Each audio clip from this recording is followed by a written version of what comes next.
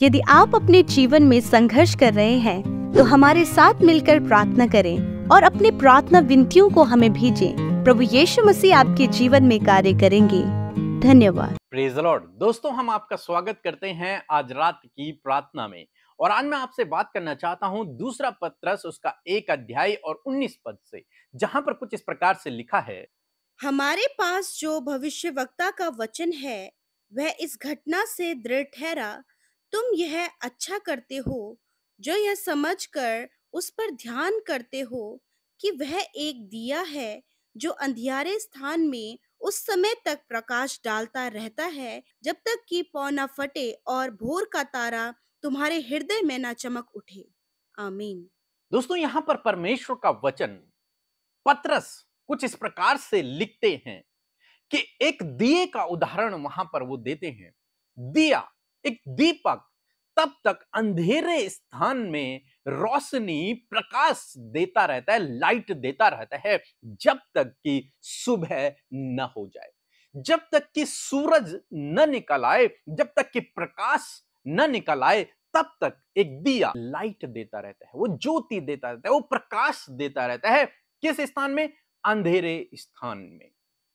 इसीलिए हम सभी लोग रात को लाइट जलाकर रखते हैं, दिया जलाकर रखते हैं, कैंडल जलाते हैं, ताकि अंधेरे में रोशनी हो जाए।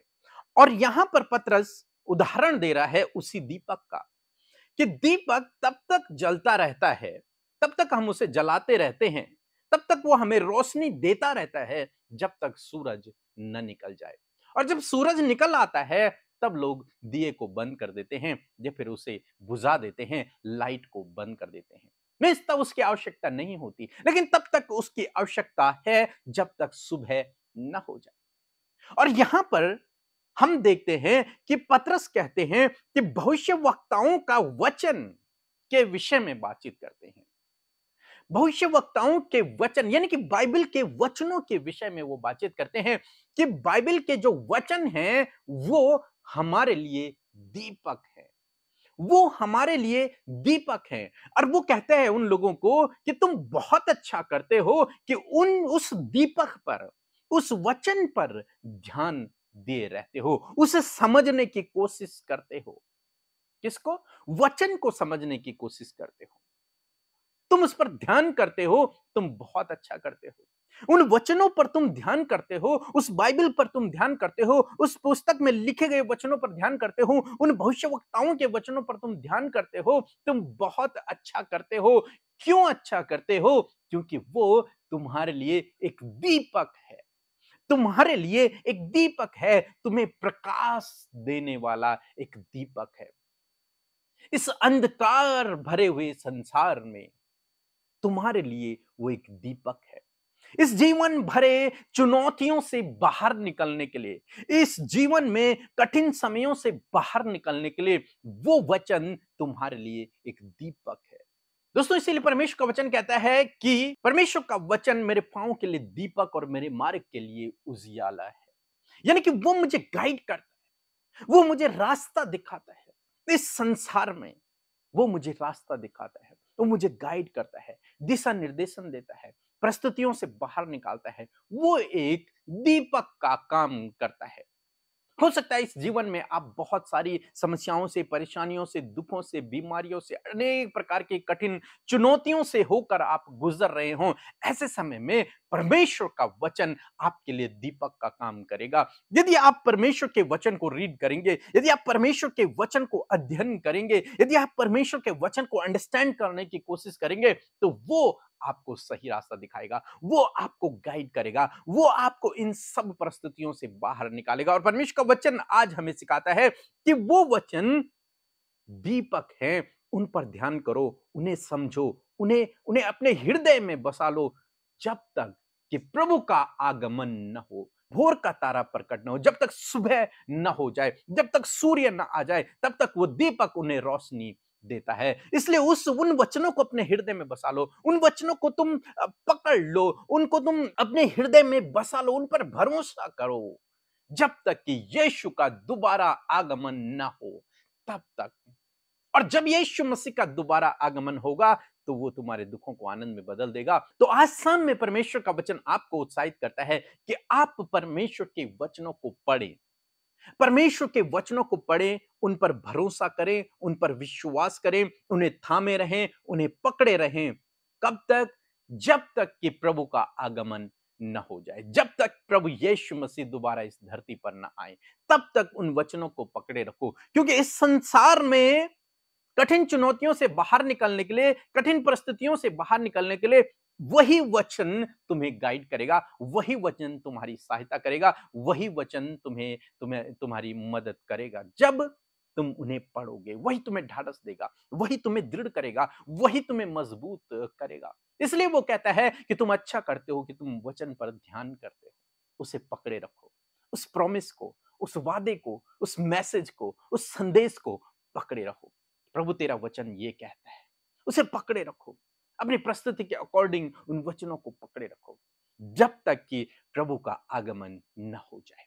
तब तक वो वचन ही आपको प्रकाश देगा, आपको सही रास्ता दिखाएगा, आपको गाइड करेगा, आपको इन परिस्थितियों से बाहर निकालेगा। और वचन कोई और नहीं, स्वयं प्रभु यीशु मसीह ही है। इसलिए वचन को थामे रहें, वचन को पढ़ते रहें। सो प्रभु आपको इस वचन के द्वारा बहुत आयत से आशीष दे। आमीन। हम आपका धन्यवाद करते हैं क्योंकि आपने हमारे चैनल को सब्सक्राइब किया है। यदि आप आज के बाइबल के वचन का पोस्टर चाहते हैं तो हमें इस नंबर पर कांटेक्ट करें। धन्यवाद। जय मसीह की। मेरा नाम सविता है। मैं यूपी फतेहपुर डिस्ट्रिक्ट से बात कर रही हूँ।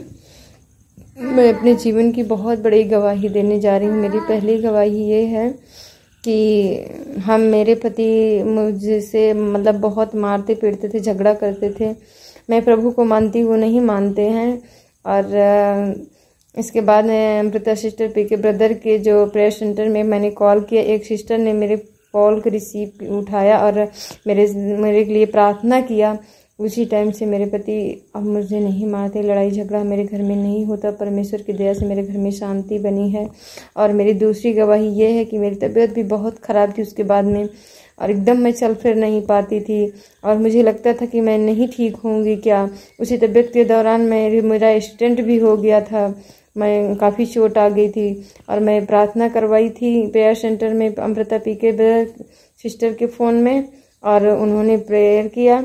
मेरी बीमारी भी बहुत अच्छी, मैं हूँ, भली चंगी हूँ और सारा काम करती हूँ। इस बात के लिए परमेश्वर को मैं लाख लाख धन्यवाद करती हूँ अमृता सिस्टर और पीके ब्रदर को, कि जिन्होंने हम सबके लिए प्रेयर करते हैं और हमारे जीवनों में चंगाई मिलती है।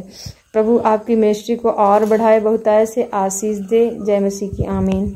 सो हम प्रभु यीशु मसीह का धन्यवाद करते हैं आज की सुंदर शाम के लिए। मैं आशा करती हूँ कि आप सब ने प्रभु के वचन को बड़े ही ध्यान से सुना और उसे सुनकर आपने आशीष पाई है। इस बात के लिए प्रभु का धन्यवाद हो। और आइए हम सब मिलकर आज की सुंदर शाम में प्रभु से प्रार्थना करें। धन्यवाद करते हैं जीवित सामर्थी दयालु पिता, हम आपका धन्यवाद करते हैं, आपकी प्रशंसा, तारीफ और बड़ाई करते हैं। प्रभु सच में आप अच्छे हैं, आप भले हैं और आपकी करुणा सदा की परमेश्वर। आपकी प्रशंसा हो, आपकी तारीफ हो पिता। सच में प्रभु हम घटे और आप बढ़े मेरे परमेश्वर पिता। धन्यवाद करते प्रभु आज के इस सुंदर शाम को प्रभु हम आपके हाथों में देते हैं। इस सुंदर से पल को प्रभु जब हम सब प्रभु संगति करने के लिए तैयार है परमेश्वर पिता, क्योंकि आपको ये अच्छा लगता है प्रभु जब तेरे लोग संगति करते हैं, फेलोशिप करते हैं प्रभु, तेरे नाम को महिमा देते हैं प्रभु, तुझसे बातचीत करते प्रभु, तुझे ये भाता है प्यारे प्रभु जी। और आज जितने लोग हमारे साथ में प्रार्थना में शामिल हैं, देश विदेशों से प्रभु जी, या फिर पहली बार इस प्रार्थना को सुन रहे हैं, यीशु मसीह के नाम से उनके जीवन में कार्य हो पिता, उनके हालात बदल जाएं यीशु नासरी के नाम से प्रभु जी। दुख समस्या हर प्रकार की प्रॉब्लम्स उनके जीवन से चली जाए प्रभु। आज की शाम में प्रभु जब आपने प्रभु पूरे दिन भर में सुरक्षित रखा, संभाले रखा प्रभु, हम धन्यवाद करते हैं। आज दिन भर में प्रभु बहुत से आश्चर्य कर्म, बहुत से बड़े बड़े कार्य प्रभु तूने अपने लोगों के जीवन में किए हैं, जिसके लिए वो आज धन्यवादित हैं प्रभु। हर एक जन अपने जीवन के लिए प्रभु धन्यवादित भेंट प्रभु आपके सम्मुख लेकर आए हैं प्रभु, कि तूने उनको संभाला, तूने उन्हें चंगा किया, तूने उनके लिए बड़े बड़े कार्य किए, तो तेरा फेवर, तेरी भलाइयां उन्होंने आज के दिन में देखी।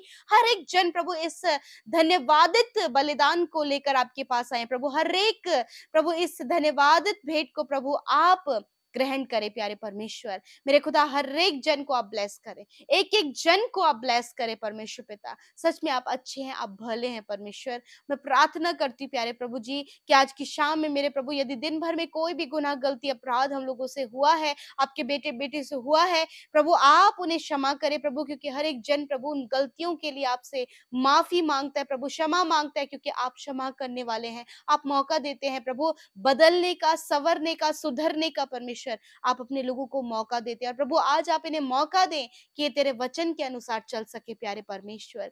क्योंकि पिता परमेश्वर जिनका जीवन अंधकार में है, जब प्रभु वो भोर का प्रकाश प्रभु उनके, जब भोर का तारा उनके जीवनों में आता है तो उनका जीवन प्रकाशमान हो जाता है प्रभु, क्योंकि तेरा वचन प्रभु हम सबके पांव के लिए दीपक है और हमारे मार्ग के लिए उजियाला है। हाँ परमेश्वर प्रभु तेरा वचन सामर्थी है और आज ये वचन आपके लोगों के जीवन में कार्य करे प्रभु। जब पिता उन्हें लगता है कि अंधकार की बातें उनके जीवन में है, स्वभाव बदलना चाहिए, लाइफ बदलनी चाहिए, बहुत कुछ ऐसे सवाल इनके जीवनों में चल रहे हैं परमेश्वर पिता, अपनी लाइफ को लेकर प्रभु, अपने परिजनों को लेकर, अपने फ्रेंड्स को लेकर या फिर किसी के जीवन को लेकर जिसके लिए प्रार्थना कर रहे हैं मेरे प्रभु, जिनके लाइफ को चेंज होने के लिए जो अंधकार में है आज भी प्रभु उन गलत बातों में है प्रभु जी, उनके जीवन में परमेश्वर तेरी रोशनी चमके परमेश्वर, ताकि प्रभु उनका जीवन प्रकाशमान होने पाए पिता। Thank you Lord father. इस समय हर प्रकार की अंधकार की बातें यीशु नासरी के नाम से इनके जीवन से चली जाए। ये वचन जब आपके लोगों ने सुना है,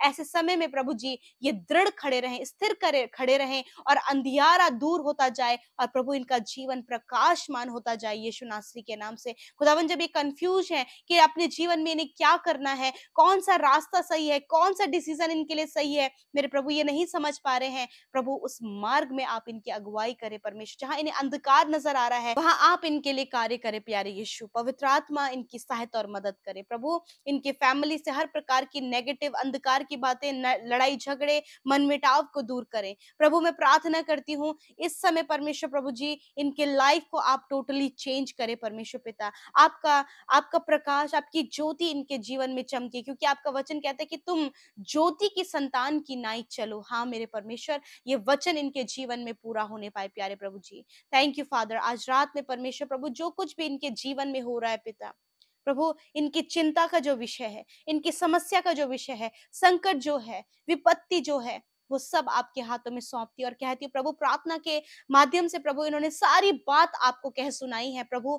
आप इनके जीवनों में कार्य करें, इनके बच्चों के जीवनों में कार्य करें प्रभु। जो इनके साथ गलत हुआ है प्रभु, आप सब कुछ की भरपाई करें प्रभु। आप इनके दुखों को आनंद में बदलें। Thank you father. सब कुछ आपके हाथों में देते हैं। जितने भाई बहन हमारे साथ में सेवा कार्यों में शामिल हो रहे हैं पिता, उन्हें आशीष दे। जिन्होंने बोया है उन्हें फलवंत करें। और इस समय जितने लोग बीमार हैं खुदावंद यीशु मसीह के नाम से प्रभु, तेरा वचन कहता है कि मैं ही तुम्हारा चंगा करने वाला परमेश्वर हूँ प्रभु। इस वचन पर विश्वास करते हुए हम कहते हैं पिता, यीशु के नाम से हर एक बीमारी को आज्ञा देते हैं, इनके शरीर से निकलो यीशु नासरी के नाम से। हर एक बीमारी को नष्ट होने की आज्ञा देते हैं, उसे डांट कर दूर करते यीशु के नाम से। छोटे बच्चे इसी समय चंगे हो जाए, नौजवान यीशु के नाम से चंगे हो जाए। यदि आपके घर में कोई भी बीमार है उस पर अपने हाथों को रखें। यीशु मसीह, आपका वचन कहता है कि तुम बीमारों के ऊपर हाथ रखकर प्रार्थना करोगे तो वह चंगे हो जाएंगे। प्रभु यीशु धन्यवाद, आपने छुआ और चंगा किया प्रभु। तेरा धन्यवाद। आप अच्छे हैं, आप भले परमेश्वर है प्रभु, आप दयालु परमेश्वर है प्रभु।